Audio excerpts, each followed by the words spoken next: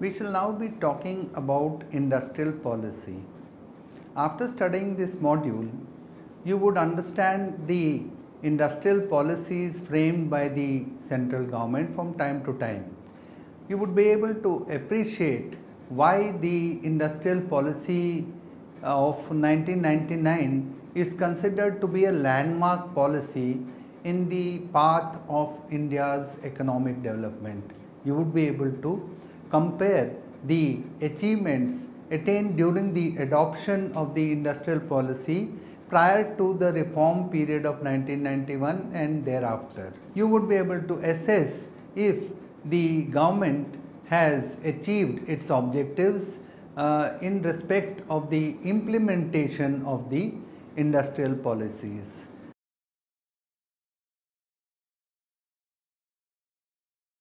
Now, the industrial policy of a nation is its official policy to promote growth and development of the manufacturing sector of the economy. These policies are formulated to address the various manufacturing and infrastructure sectors of the problems of the manufacturing and the infrastructure sectors of the economy. There are specific policies meant for various subsectors within the industrial sector. To begin with, in April 1956, the Parliament of India passed the Industrial Policy Resolution, according to which the industries were classified into three categories, in three schedules as we call it. The Schedule A industries were those industries that would be exclusive responsibility of the state. Schedule B industries included those industries which are the responsibility of the state owned as well as those owned by the private sector who would be supplementing the effort of the state. And Schedule C was meant to include the remaining industries which are left to be undertaken by the private sector. So, this was the main feature of the Industrial Policy Resolution 1956. As per this resolution, the objective of the social and economic policy of India was equitable distribution of wealth and the formation of a socialistic pattern of society. It was delivered with more controls done by the government machinery, and accordingly the industrial policy of 1956 is known as the economic constitution of the country, because it is in keeping with what is known as the directive principles of state policy enshrined in the Constitution of India. Now, let us discuss the industrial policy up to 1991. Up to 1991, the industrial policy followed a conservative approach. It provided a protective environment for industry, and these are some of the features of the industrial policy up to 1991. Many industries were reserved for the public sector only.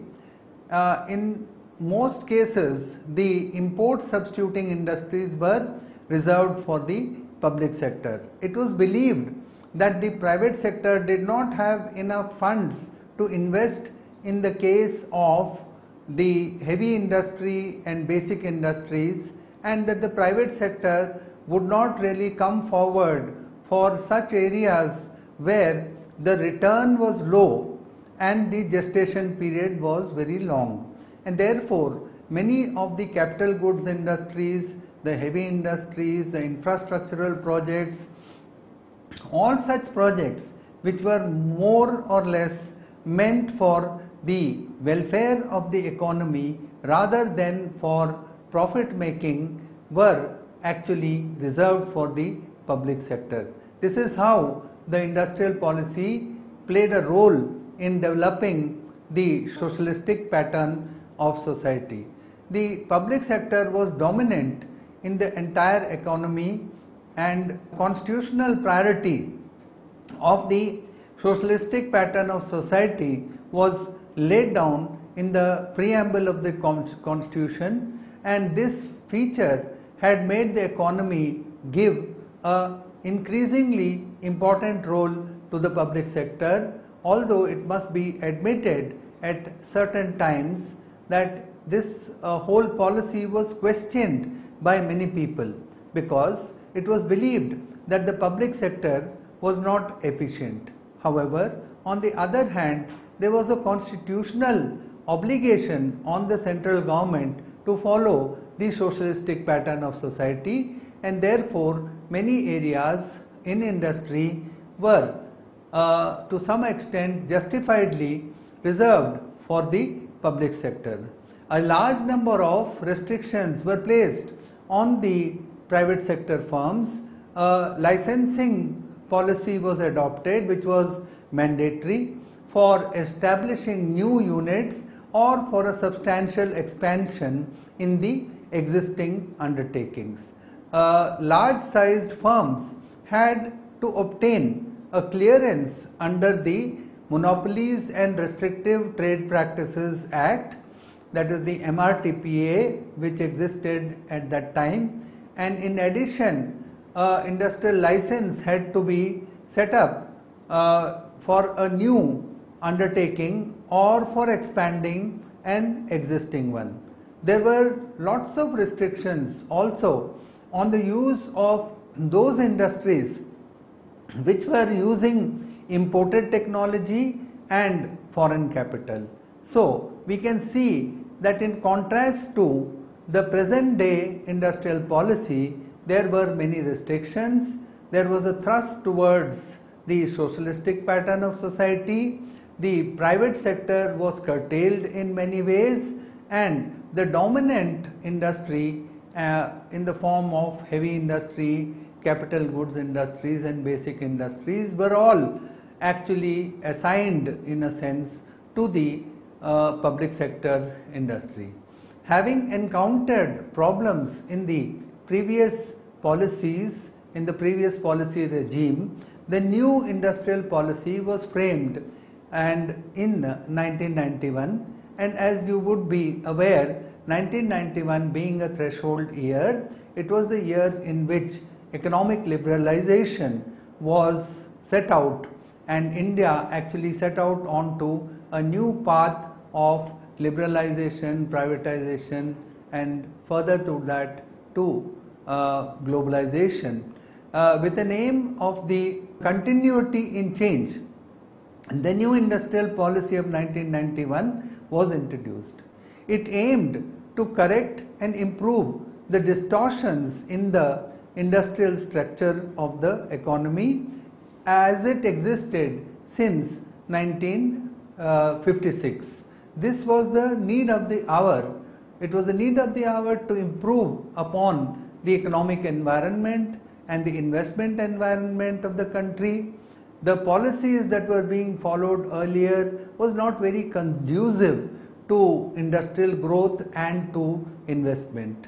The policy was, the 1991 policy was a comprehensive document divided into 5 parts. These are the following parts of the overall industrial policy. First of all, we have the industrial licensing policy, the foreign investment policy, the foreign technology agreements policy, the policy on public sector, and finally we have the Monopoly and Restrictive Trade Practices Act, which is also known in general terms as the antitrust laws.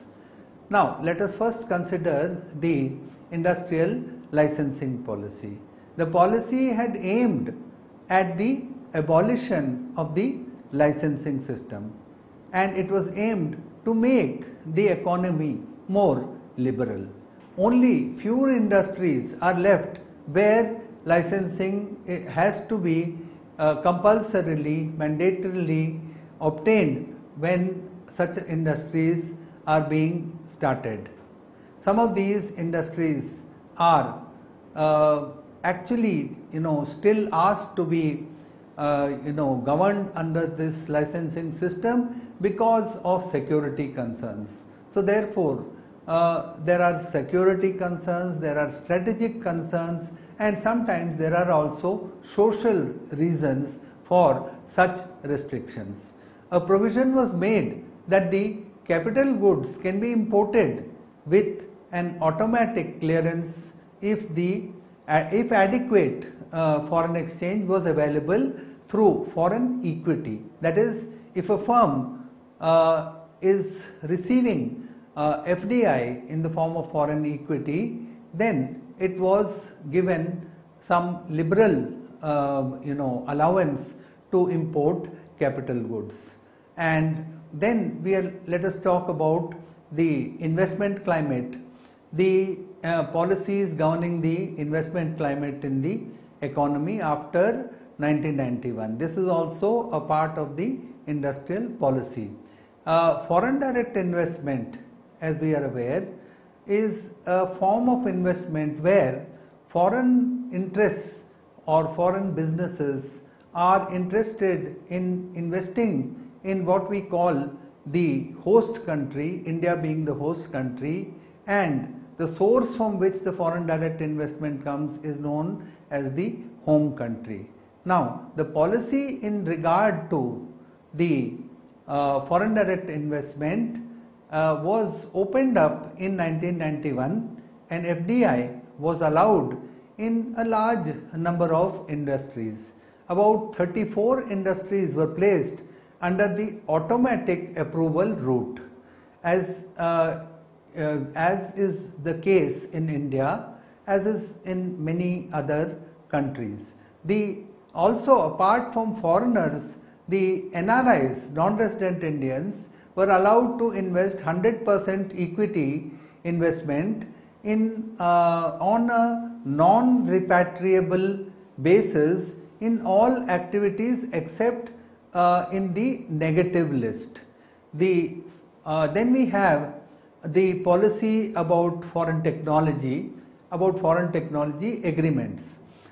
This is a very important and crucial change that was brought about in the 1991 policy, and that was the automatic approval for technology agreements in high priority industries.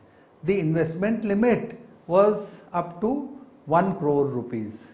The provisions were made for 5% royalty to domestic sales and 8% for exports. However, these could not exceed the total of 8% of sales over a period of 10 years from the date of the agreement or 7 years from the commencement of production. Now, what were the changes in the policy regarding public sector? As we have already stated, prior to 1991, public sector was the dominant form of industry. The industrial structure was dominated by the public sector. The major attention was laid on the strategic and essential high-tech infrastructure of the public sector. All the 6 public sector units were referred to the Board for Industrial and Financial Reconstruction, the BIFR, and then there was a plan of disinvestment of many public sector companies that had taken place. It was decided that the board of the public sector companies will be given more powers and better conduct so that they can conduct themselves better and so that their working can become more efficient. Now, about monopoly and monopoly power, we had the Monopoly and Restrictive Trade Practices Act. This MRTP Act was also amended to remove the threshold limit of assets in respect of the companies covered under this Act. Many changes were incorporated with regard to the requirements of prior approval from the central government for the establishment of new undertakings, for expansion of the existing undertakings, for merger, for amalgamations, for takeover, and there were changes in the rules regarding the appointment of directors also. According to one of the studies by Nambiar, this policy encouraged economic activity and hence raised the production and employment. Although this change was not spontaneous, it took some time, but in fact if we look at all these stages, then the initial stage was that of trade liberalization. Increasingly, foreign competition was allowed on Indian soil, and which led to the closure of less competitive firms, and therefore of course there were social problems like the loss of jobs, loss of incomes, social unrest, and there was a reduction in the general economic welfare in the initial period. But in the long run, the impact in terms of increased productivity, more competitiveness, greater competitiveness, accelerated growth, and some of the positive features of the new industrial policy after 1991 could be felt. In fact, the growth in the 90s was more robust than the growth that took place in the 80s, although the 80s themselves were not bad as far as the Indian economy is concerned, and although at that time also there was some initiation towards the end of the 80s for some kind of economic liberalization. Nevertheless, 90s was a completely different picture that arose in the context of the growth and the liberalization process. Many authors were of the view that in spite of declining productivity of the industrial sector, but the industrial sector had benefited from the reforms by expanding the capacity. So the liberal environment led to growth in terms of capacity of production. The one area in which the trade policy reforms were most successful is the sector of information technology related services. In the long run, benefits, the benefit was in terms of competitiveness, but the less dynamic enterprises may also tend to disappear, and they did disappear under the increased context of competition that we had imported by virtue of liberalization. Atre and Kapoor concluded that after liberalization, the concentration declined, and in some industries the increase, and while it increased in certain other industries.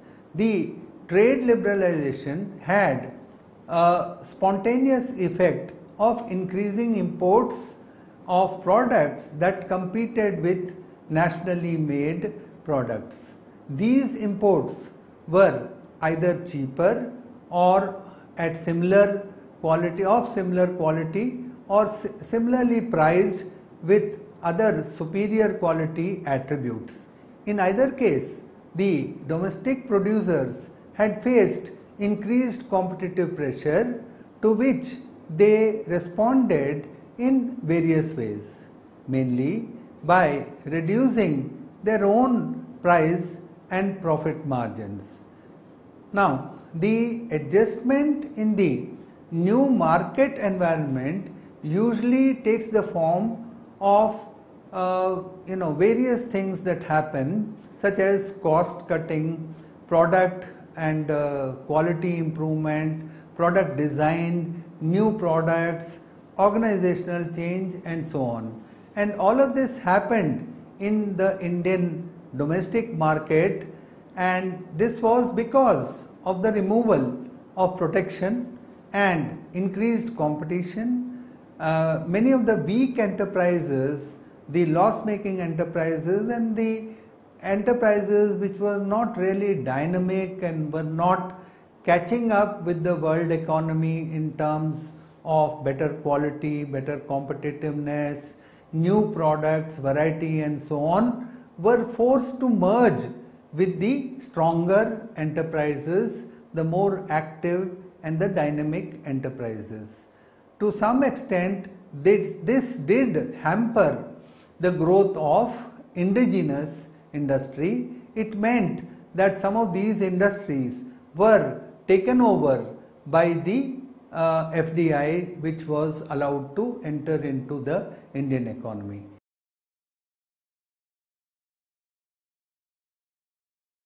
Every change that is undertaken in the policy sphere can be analyzed with respect to the pros and cons before adoption.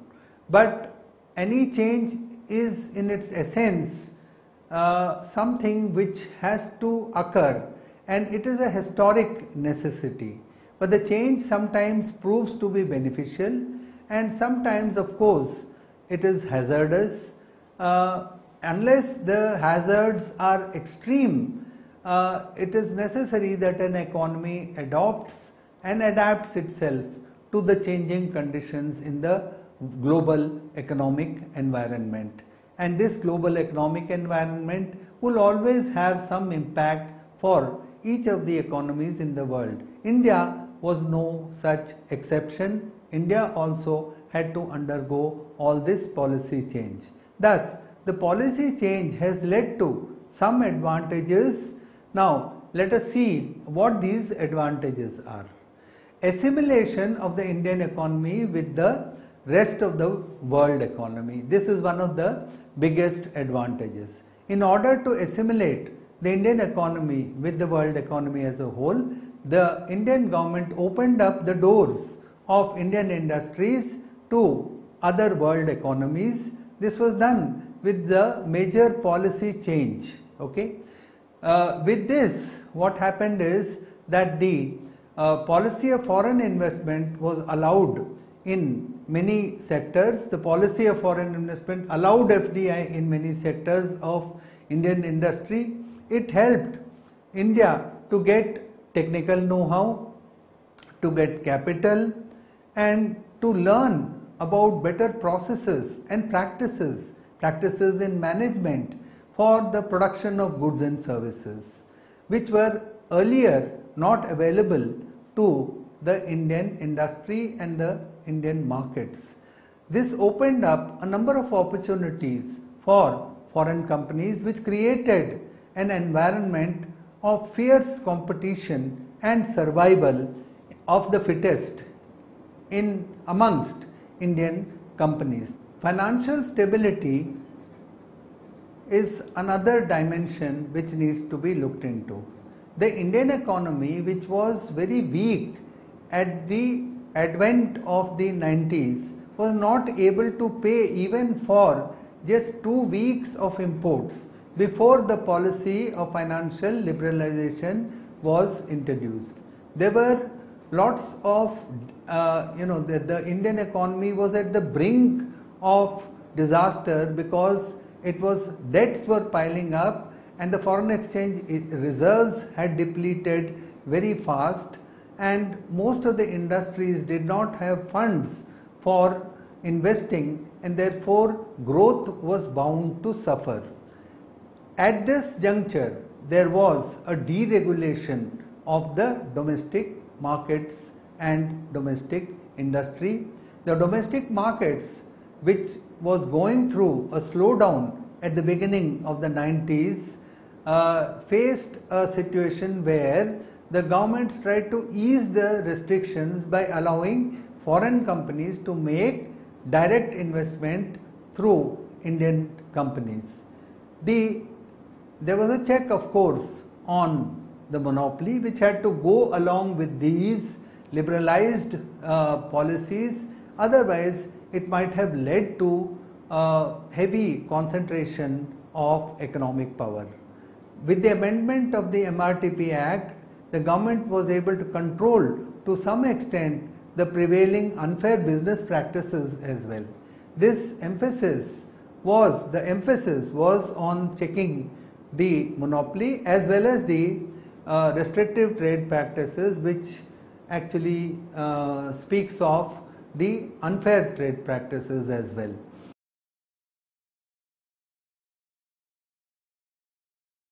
The merits of the 1991 policy, let us just see.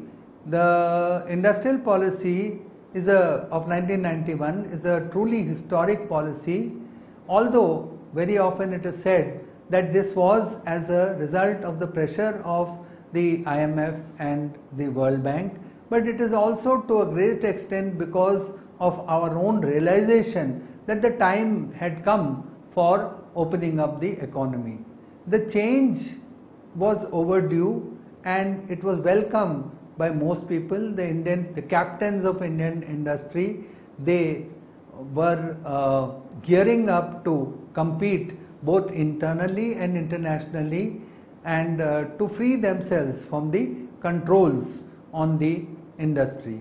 The licensing of a host of industries and the removal of licensing of a host of industries and the abolition of the registration scheme will free India, and in fact has freed India and its entrepreneurs, and they need not make so many trips to different government offices to get all kinds of permissions and grants and approvals.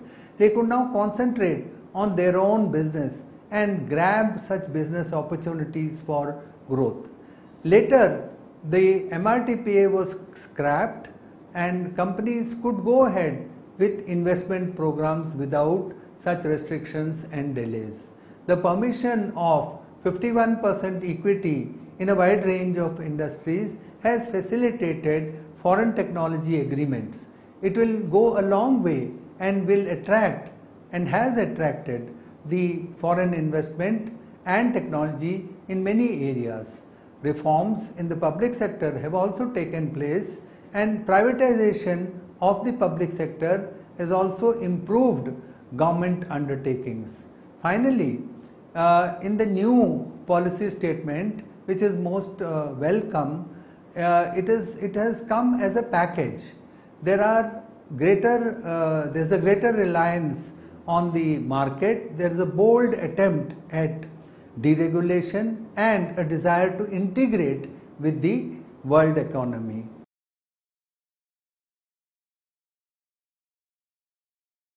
The new industrial policy has many more policies which came with some advantages and disadvantages. However, in view of the position of the Indian economy during this time and this period, basically we could view this entire package more as a boon.